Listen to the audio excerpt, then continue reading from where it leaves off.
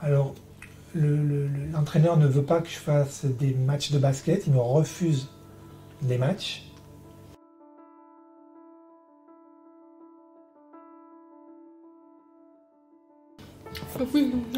Depuis le mois de septembre, Louis est inscrit dans un club de basket. J'en ai informé le président qu'il était sourd, ça n'a pas posé de problème, il a été le bienvenu. Et tout s'est passé normalement. Et puis, il y a quelques temps, sachant qu'il joue en U7, donc en mini pousselle, il ne faisait pas de match, mais au mois de septembre, il va pouvoir commencer à faire des matchs. Et il y a 4 ou 5 mois, on m'a annoncé qu'il ne pourrait pas jouer pour des raisons de sécurité. Alors, pour des raisons de sécurité, ça m'a tout de suite interpellé. C'est la première fois que j'entendais ça. Jusqu'à présent, je connais d'autres enfants sourds plus âgés qui jouent dans des clubs, dans divers sports. Là, c'était nouveau.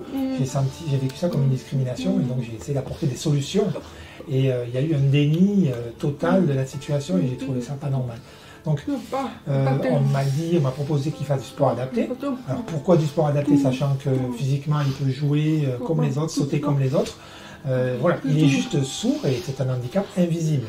Donc, voilà. Et d'autant plus que c'est un bon joueur d'après le bénévole. Ils avaient peur qu'il se blesse et qu'il blesse les autres enfants. Parce qu'ils n'entendraient pas le sifflet de l'arbitre ou autre. S'il y a sifflet de l'arbitre, il faut savoir que tout le monde s'arrête automatiquement. Il est visuel comme tous les enfants sourds, il voit beaucoup plus facilement que les autres et il s'arrête. Par exemple, on a proposé l'usage d'un bracelet vibrant avec le sifflet de l'arbitre ou un fanion de couleur à lever de la part de l'arbitre. Ils ne veulent pas. Alors, moi je suis en colère, je ne trouve pas ça du tout normal et donc c'est pour cela que j'en ai parlé sur Facebook et Instagram, parce que je me sens un petit peu seul par rapport à tout ça. J'ai des témoignages qui me rassurent sur le fait que ce n'est pas du tout normal et donc je veux aller au-delà et je suis allé contacter d'autres clubs et j'ai vu 3 clubs différents qui m'ont souhaité la bienvenue et pour qui ça ne pose aucun problème.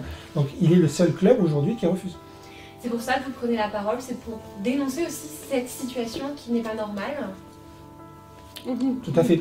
Et ça peut aussi être vécu par d'autres enfants sourds, ce type de discrimination, donc je voulais en parler. Moi, je peux dire que quand on est sourd, ça ne pose pas de problème. L'inclusion peut se faire facilement au milieu d'entendants. Un enfant sourd, c'est un enfant normal. Il peut jouer dans la mixité avec des camarades entendants sans aucune difficulté.